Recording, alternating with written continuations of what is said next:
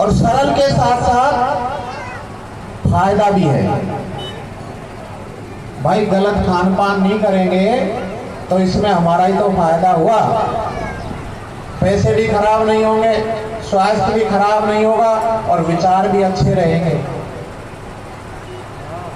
बाबा जी साहिब ने जितनी भी साधों को साधना बताई है वो बिल्कुल खुद के फायदे की चीजें हैं, लेकिन फिर भी लोग सांसारिक लोगों की बातों में आकर और ध्यान अगर हटा लेते हैं तो भाई बड़े दुख की बात है। एक 10-20 हजार की टूटी फूटी मोटरसाइकिल में पेट्रोल अच्छे पेट्रोल पंप का डालते हैं कि इंजन खराब नहीं हो, उसकी इतनी चिंता है, लेकिन लोगों को देखा है इस अनमोल शरीर में कुछ भी डाल लेते हैं, उसको कोई सोचता ही नहीं।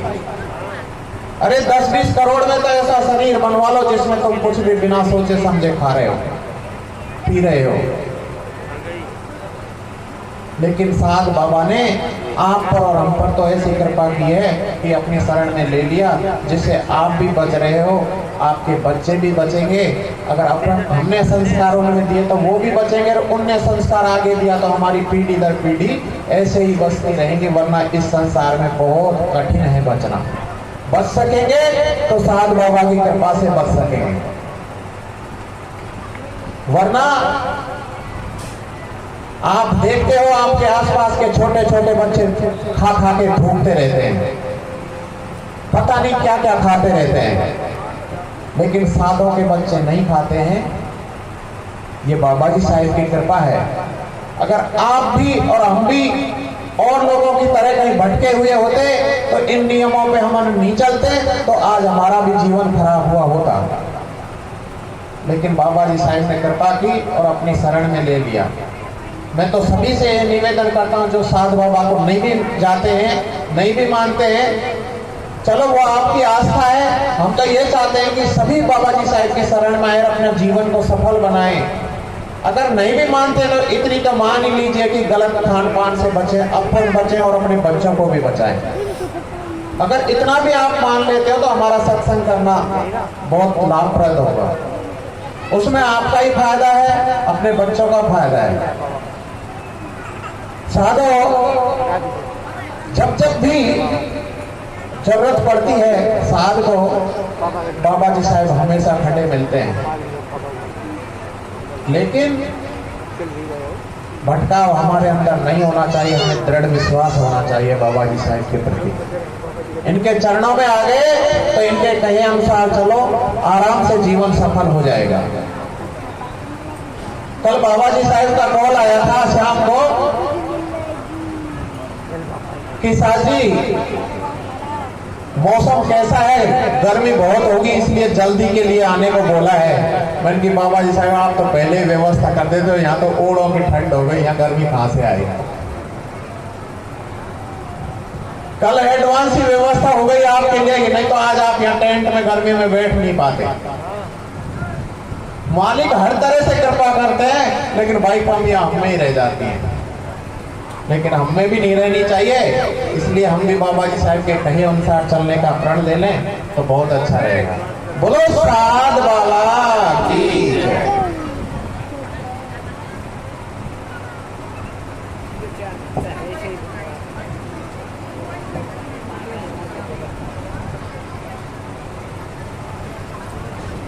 गुरु समुदाता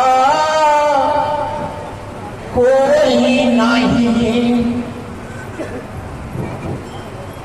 गुरु के समान देने वाला कोई है भी नहीं। कि गुरु समुदाता कोई नहीं, ये जग मांगण हारा रे। गुरु समुदाता कोई नहीं, दे जग मांगण हारा रे। गुरु समुदाता कोई नहीं, जग मांगण हारा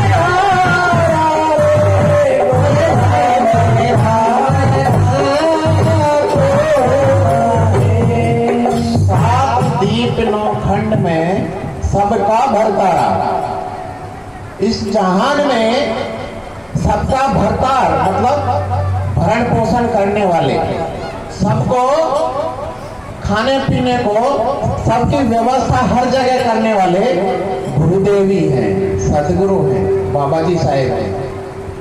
क्या राजा क्या बादशाह सबने हाथ पसारा। जो बड़े बड़े राजा दानवीर हुए हैं उन सब ने इनके आगे हाथ फैलाए हैं। पहले इनकी भक्ति की है, फिर भक्ति के प्रताप से उनको आशीर्वाद मिला है और तब जाके वो कुछ बन पाए हैं। तो 7 दीप 9 खंड में गुरु से बड़ा न कोई, करता करे न करी सके, गुरु करे से ही हुए। तो साधो, हर प्राणी कर्जदा रहेगा, कर्ज चुकाने की कोशिश करनी चाहिए। कि पत्थर को क्या पूजे, क्या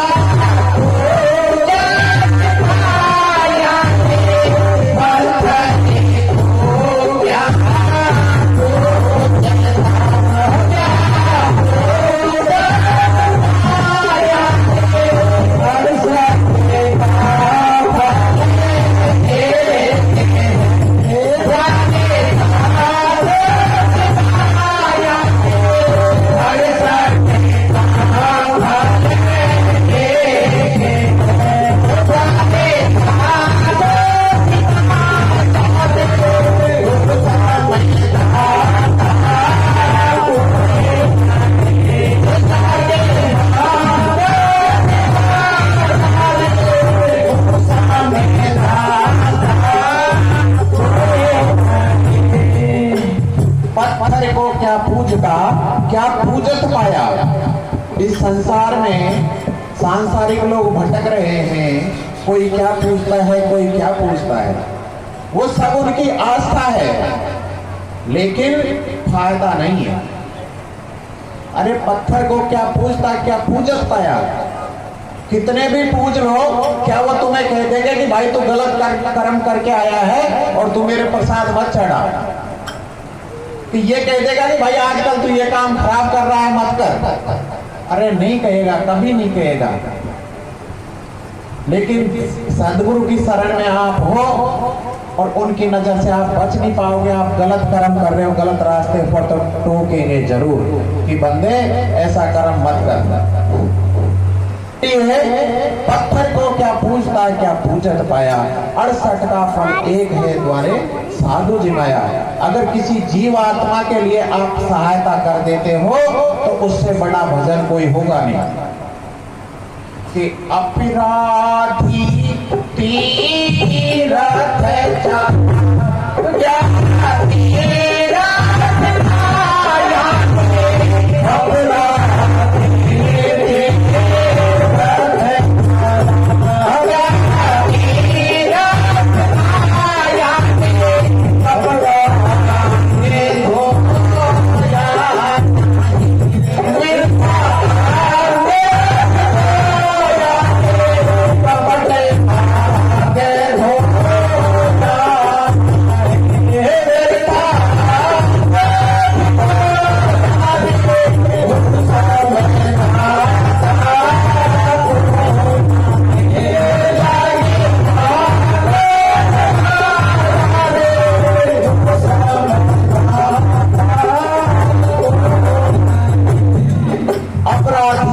चला, क्या तीर्थ न आया।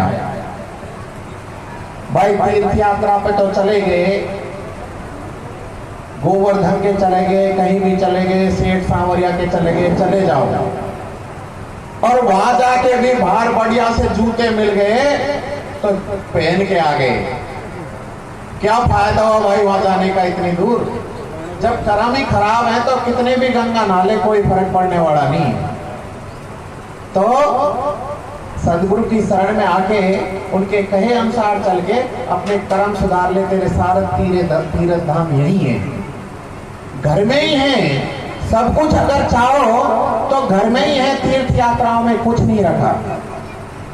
एक बार एक डोकरी ही वो बाहर बैठी बैठी रेत में यूं हाथ फेरे और कुछ ढूंढ रही रास्ते में। तो गांव का जो भी उधर से निकले तो उससे पूछे कि माई तू यहाँ क्या कर रही है, कि भाई मेरी सुई रड़ गई और उसको ढूंढ रही हूँ। तो पूरा गांव वो रेत में बाहर ढूंढने लग गया पर सुई नहीं मिले। फिर एक महात्मा जी उधर से निकल रहे थे, उनने कहा भाई आज सारे गांव का क्या गुम गया है यहाँ पे जो तुम ढूंढ रहे हो। क्या महाराज गुम क्या गया, ये बुढ़िया की सुई गुम गई, अब इसको दिखता है नहीं इसलिए इसकी सहायता कर रहे हैं। तो उन्होंने पूछा कि मैया ये बता सुई गुमी कहाँ थी, कि भाई वो तो घर में घूमी।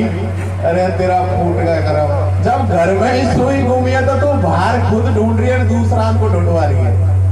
तो साधो घर में ही आप भक्ति कर सकते हो। साधना बाबा जी साहब की इतनी अच्छी है कि इसके अनुसार आप घर में रहकर गृहस्थ धर्म का पालन करके भी अपने जीवन का उद्धार कर सकते हो। इसलिए भटकने की, बाहर कहीं यात्रा पे जाने की जरूरत ही नहीं। और बहुत से आपने कहानियां स्टोरियां सुन रहे, क्योंकि कि वहां गए वहां पे इतने वो हो गए, वहां गए वहां इतने बह गए, मर गए। अरे भाई वहां जाकर भी प्राण त्यागने से क्या मतलब है, यहाँ घर में रह के अच्छे कर्म कर लो, यही बहुत है। बाकी कहीं भी जाया और चार धाम घूमे आओ, लेकिन आत्मा की संतुष्टि नहीं मिलेगी। आत्मा की संतुष्टि कब मिलेगी, जब अपने जीवन में सुधार आएगा और अपन खुद के अंदर परिवर्तन लाएंगे और अपन को पता चल जाएगा कि अपन अच्छे कर्म कर रहे हैं, तब अपने आप शांति मिल जाएगी। वरना कितना भी भटक लो नहीं मिलने वाले। अंधारे तो क्या है क्या है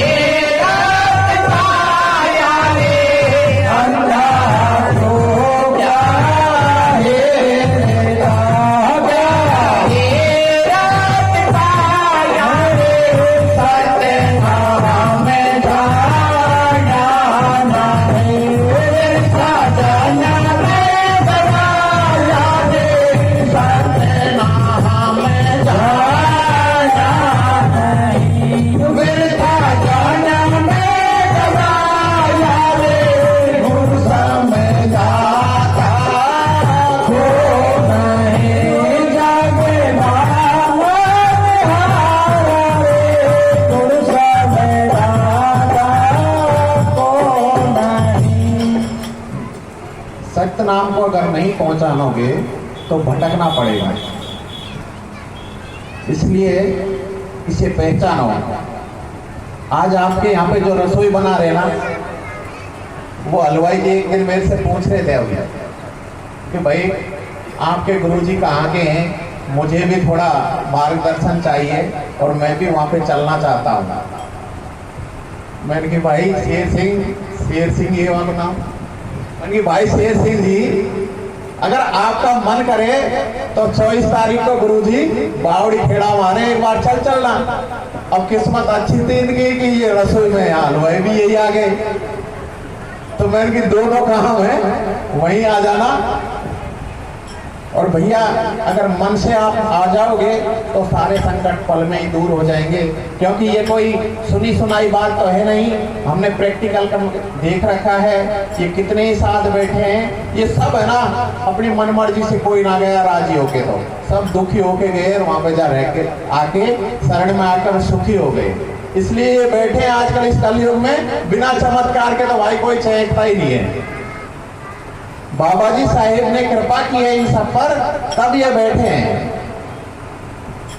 तो साधो सत्य नाम जाना नहीं, वृथा जन्म गंवाया। सत्य को पहचानेंगे तभी इस जीवन में हम सफलता प्राप्त करेंगे, जीवन जीने का उद्देश्य प्राप्त करेंगे। कागज की नौका बनी का चढ़ा है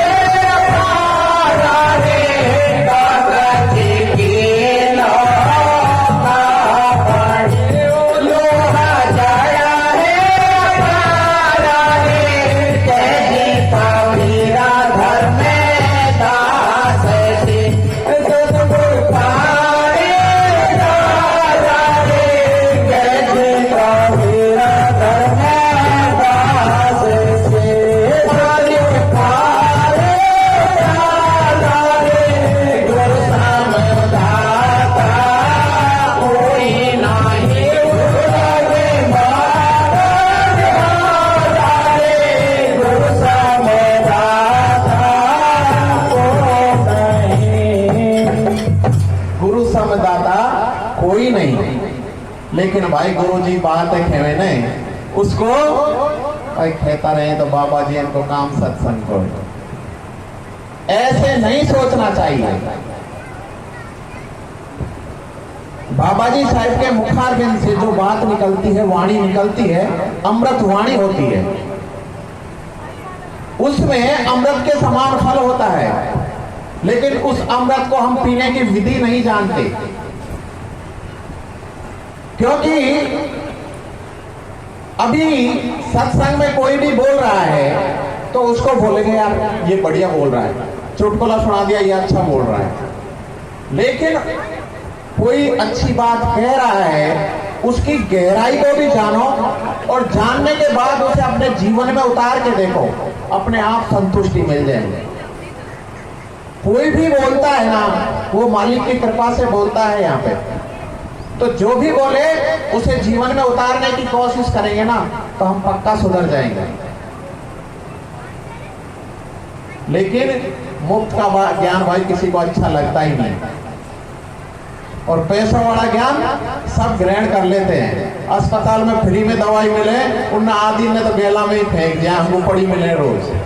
बड़ा दुख होता है भाई, हमने इतनी मेहनत करके भीड़ में इनको लिखवाई और दिलवाई और रास्ते में पड़ी मिल रही है, लेते ही नहीं है, फायदा किससे पड़े। ऐसे ही बाबा जी साहब का ज्ञान है, मुफ्त में मिल रहा है, जो कोई बात नहीं। एक बार एक गुरुजी थे, उन्होंने ज्ञान पैसों में देना चालू कर दिया। अब पैसों का ज्ञान क्या, लोगों को रास आने लगा तो धीरे धीरे भक्तों की संख्या बढ़ गई। तो एक गांव में एक उद्दंडी जी था, उसने सोचा कि बाबा जी को अपन भी परख लेते हैं। तो उसने सोचा ज्यादा पैसा इन्वेस्टमेंट करने की तो जरूरत है नहीं, अपन तो 5 रुपए का ही ज्ञान ले लेते हैं। तो वो भोला नाम का आदमी सुबह बाबा जी की कुटिया पे पहुंच गया कि बाबा जी दंडवत प्रणाम। के बोलो भोला आज कैसे आया? कि बाबा जी आया क्या, कुछ जेब में आज चाय पानी के पैसे बचा लिए तो थोड़ा सा ज्ञान ले चलूं आपसे। कि ठीक है। बोला कितने पैसे हैं, निकाल। कि बाबा जी ये 5 रुपए हैं। कि ठीक है, ले 5 रुपए हमने। भोला ने 5 रुपए बाबा जी को दे दिए और बाबा जी ने कहा भोला 2 आदमी लड़ रहे हो तो खड़े रह के तमाशे मत देखना। क्या ठीक है मालिक। भोला घर चला गया और बोला दिमाग में अपने आप सोचने लगा ये 5 रुपए तो गए, चल कोई बात नहीं, लेकिन किसी दिन आजमा लेंगे इनके ज्ञान को। अब 10-5 दिन बीत गए तो हुआ क्या, भोला बाजार से घर आ रहा था, रास्ते में 2 आदमी लड़ रहे थे आपस में। तो भोला ने सोचा कि यार गुरुजी ने मना और किया है, बाबा जी ने मना तो किया है, 2 आदमियों का झगड़ा मत देखना, लेकिन चलो उनके ज्ञान को यहीं परख लेते हैं। तो भोला तमाशा देखने लग गया। तो देखते देखते लड़ाई इतनी बढ़ गई कि एक व्यक्ति ने चाकू निकाला और दूसरे पे वार कर दिया, दूसरा वहीं खत्म हो गया। अब भोले के पसीने आ गए कि ये तो मौत हो गई। तो भोला वहां पे खड़ा खड़ा देख रहा था। जब मौत हो गई तो पुलिस भी आ गई। पुलिस आई तो पुलिस ने पता किया कि यहाँ पे और कौन था। तो पुलिस को पता चला यहाँ पे भोला तमाशे देख रहा था। तो पुलिस ने भोले को भी पकड़ लिया कि भोला तूने क्या देखा? कि महाराज देखा क्या, वो फलाने व्यक्ति ने चाकू निकाला, इसके चला दिया, ये तो मर गया।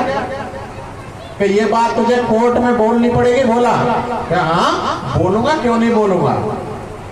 कि ठीक है। अब चालान पेश हुआ, तब तक वो मारने वाला भोला के पास आ गया कि भोला अगर तूने मेरे खिलाफ गवाही दे दी तो तुझे जान से मार दूंगा। वो तो मार दियो, तेरा भी काम तमाम है। भोला ने सोची तो चक्कर पड़ गो। तो बोला कि भाई मैं तो गवाह नहीं दूंगा, क्या फर्क पड़ रहा है, नहीं दूंगा। अब शाम को फिर क्या हुआ, दूसरी पार्टी को पता चल गया कि भोला गवाही नहीं दे रहा। तो उनमें भी एक बदमाश था, वो भी आ गया। भोला अगर तूने गवाही ना दी तो तुझे परिवार सहित खत्म कर दूंगा। अब भोला चक्कर में पड़ गया, गवाही दूं तो गया, गवाही नहीं दूं तो गया, क्या करूं। भोला को याद आया, अरे गुरुजी ने 5 रुपया में इतना ज्ञान दे दियो, अरे उनकी मान लेता तो आज ये आफत मेरे माथे पे ना होती। अब भोला चक्कर खा गया तो भोला ने बुजुर्ग से पूछा एक से कि बाबा अब क्या करूं, कि करे क्या, अपने कुटिया वाले बाबा जी के पास जाओ, वही बचा सकते हैं। तो भोला भगा भगा गया, बाबा जी के चरणों में गिर गया कि बाबा जी बचाओ बचाओ बचाओ। कि भोला क्या हो गया, कि महाराज आपका ज्ञान बड़ा कीमती था, मैं तो हल्के में ले गया कि 5 रुपए का ही तो ज्ञान है, इसलिए अजमा लिया, अब मेरी जान पे आ बनी है, अब तो प्रभु आप ही बचा सकते हो। कि भोला बचा तो लूंगा, लेकिन भाई अब तो केस मोटा हो गया, ये फीस भी बहुत लगेगी। क्या गुरुजी फीस तो घुमाऊंगा खाऊंगा, सोचे उसने कि कमाता रहूंगा दूंगा, कि गुरुजी फीस तो बिल्कुल आपकी दूंगा, पूरी दूंगा। क्या बोला पक्की देगा ना, कहाँ पक्की दूंगा। क्या ठीक है बोला, ये मेरा गुरु मंत्र है तुझे, तू तो चला जा और कोर्ट में तुझसे कोई भी सवाल जवाब करे तो एक ही बात बोलनी है, दूसरी बात बोलनी ही नहीं है। कि गुरुजी क्या बोलूं, क्या इतना ही बोल देना भय। भोला ने दिमाग में बैठा ली कि भय बोलना है, इसके अलावा कुछ बोलना ही नहीं है। अब भोला कोर्ट में पेश हुआ तारीख को, तो जज साहब ने पूछा, रे भोला तूने क्या देखा, कि भय। फिर जज ने पूछा कि इसको किसी से डर लग रहा है क्या, 2-3 पुलिस वाले और खड़े कर दिए कि भोला डर मत, बता क्या देखा, कि भय। अरे भोला डर क्यों रहा है, तेरे साथ पुलिस वाले हैं, तुझे सुरक्षा दूंगा, लेकिन तू डर क्यों रहा है, कि भय।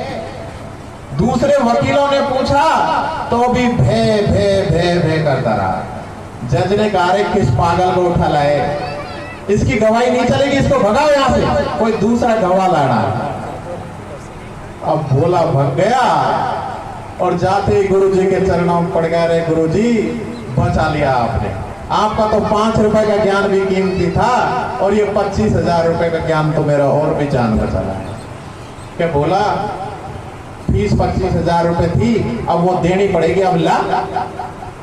तो जैसे ही गुरुजी ने 25,000 मांगे, बोलो फिर भोला को याद आया गुरु मंत्र के भय। गुरुजी कह रहे भोला, अरे मेरा ही मंत्र और मेरे पे ही चला रहे हो। कहे गुरुजी जब वहां से मेरी जान ही बचा लिया तो थारा 25,000 का ये भी जाऊंगा। तो साधो कहने का भावार्थ ये है, बाबा जी साहब चाहे कोई भी बात कह रहे हैं तो आपके भले के लिए कह रहे हैं। हमेशा इनके मुखारबिंद से जो बातें वाणी निकलती है उसको अमृतवाणी समझ के अगर अपन ने ग्रहण कर लिया, इनके कहे अनुसार चले तो अपना जीवन सुधर जाएगा, वरना इस भंवर जाल में फंस जाएगा। तो साधो कुछ नहीं रखा, इस जिंदगी का कोई पता नहीं है कब चले जाएगा। समय रहते ही हम अगर कुछ कर लें तो ठीक है, वरना बुढ़ापा आ गया फिर पछताने के अलावा कुछ मिलने वाला भी नहीं है। कि काई भरोसो देहि को या विनस जाई क्षण माय, अरे श्वास श्वास सुमिरण करो भाई और जतन कछुनाई। कि 4 पहर धंधा गयो 3 पहर रहो सोय, अरे 1 पहर गुरु ना भजो तेरी मुक्ति कहीं से हो। के हाथी घोड़ा धन घना और चंद्रमुखी बहुनार, सत्य नाम बिना यम लोक में नर पावे दुख अपार। इस संसार को सबको एक दिन छोड़ के जाना है, उससे पहले अच्छे बुरे जो कर्म कर लेंगे वो आपके याद रखे जाएंगे, बाकी सब भूल जाएंगे। पैसा कितना भी कमा के रख जाओ, बेटे पोते मौज करेंगे, लेकिन याद नहीं करेंगे कि हमारा बाप इतना कमा के छोड़ गया। बुढ़ापे में अगर तुमने पहले इतना बड़ा मकान बना लिया ना, तो बुढ़ापे में नंबर कहाँ आएगा, बाहर कोना में जो छप्पर होगा उसमें कि कब थूकेगा, यहाँ पे खांसी उठ रही बुढ़ा को बाहर पटक दो, भाई फिर भी करे जा रहे हैं काम।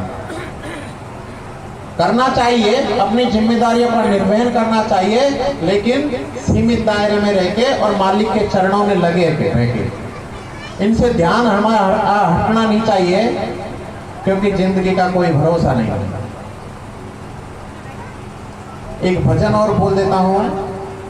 साधो और भी हमारे साथ आए हैं, गोपाल साथ जी हैं और भी कई साथ हैं, अच्छी अच्छी बातें सुनाएंगे आज, क्योंकि मौसम भी बहुत अच्छा है। तो बाबा जी साहब ने कृपा बावड़ी खेड़ा में इतने अच्छे टाइम पे की है कि आराम से सुनने का मन कर रहा है। ये जो संसार से जीव छोड़ के जाता है ना, तो बड़ा दुख पाता है।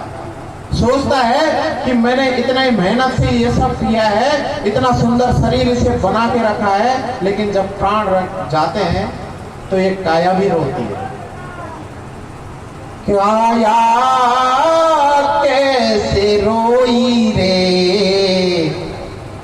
तज दीनो प्राण।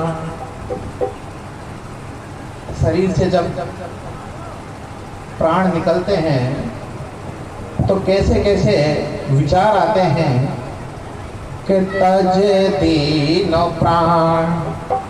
काया कैसे रोई रे तज दीनो प्राण। काया कैसे रोई रे तज दीनो प्राण। तज दीनो प्राण काया कैसे रोई, छोड़ चला निर्मोही। तज दीनो प्राण काया कैसे रोई, छोड़ चला निर्मोही। मैं जानो काया संग चलेगी, मैं जानो काया संग चलेगी। इन्हें भी ठिकाया तो है, इसी भी ठिकाया तो है। मल मल धोई रे तज दीनो प्राण। काया कैसे रोई रे तज दीनो प्राण। काया कैसे रोई रे तज दीनो प्राण। कि काया, मैंने तो ये सोचा कि तू हमेशा मेरे साथ रहेगी, इसलिए मैंने तुझे इतने अच्छे से धो के अच्छे अच्छे साबुनों से धोया, अच्छे अच्छे तेल लगाया, इतनी परवरिश की, लेकिन प्राण तो आज अकेले ही जा रहे हैं। काया चल ही नहीं रही है कि महल माड़िया सब कुछ छूटा, गाय भैंसी घर घोड़ी। महल माड़िया सब कुछ छूटा, गाय भैंसी घर घोड़ी। गाय भैंसी घर घोड़ी। अरे कुटुंब कबीला हुआ वीराना, कुटुंब कबीला हुआ वीराना। छोटी तड़पती अपनी, छोटी तड़पती अपनी, हरस वाली जोड़ी रे तज दीनो प्राण। काया कैसे रोई रे तज दीनो प्राण। काया कैसे रोई रे तज दीनो प्राण। तो ये जो महल मकान बनाए, गाय भैंसों का बाड़ा भरा है, घोड़ी सैर करने की थी, ये सब कुछ यहीं छूट गई। और जो ये कुटुंब कबीला था जिसके लिए मैं इतना पूरे जीवन बहता रहा, पसता रहा, अरे ये भी अंत में कोई काम नहीं आ रहा, ये भी यहीं छूट जा रहा है। तो साधो सब कुछ यहीं त्याग देना है, जाना कुछ भी नहीं है। क्या जाएगा कि भाई फलाना आदमी बहुत अच्छा था, उसके अच्छे कर्म थे, हो जाएंगे। कि चार जना मिल मत उपाय, चढ़ काठ की घोड़ी। चार जना मिल मत उपाय, चढ़ काठ की घोड़ी। चढ़ काठ की घोड़ी। अरे जा जंगल में चिता लगाई, जा जंगल में चिता लगाई। भूख कहीं रे जैसे, भूख कहीं रे जैसे, भागनी हो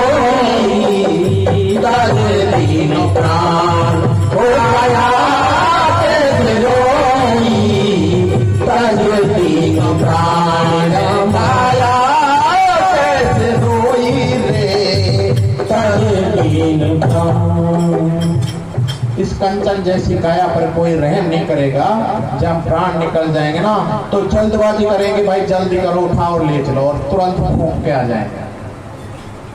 फिर किसका गुमान करता है? लेकिन भाई सब समझते हैं, मैं भी समझता हूं, लेकिन सब करते नहीं है। जानते सब हैं लेकिन मानता कोई है नहीं, और जो मान लेगा वो भाव से पार हो जाएगा। कि घर की तिरिया रोवण लागी, बिछड़ गई हमारी जोड़ी।